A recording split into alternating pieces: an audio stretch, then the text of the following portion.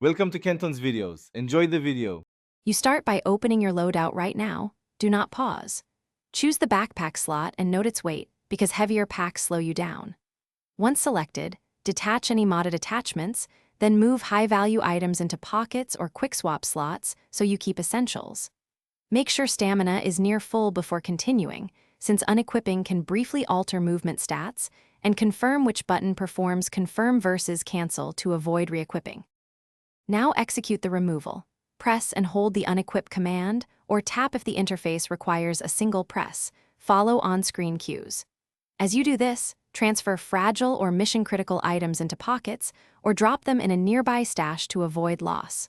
Once removed, check your movement and armor numbers, because you'll gain speed but might lose carrying capacity.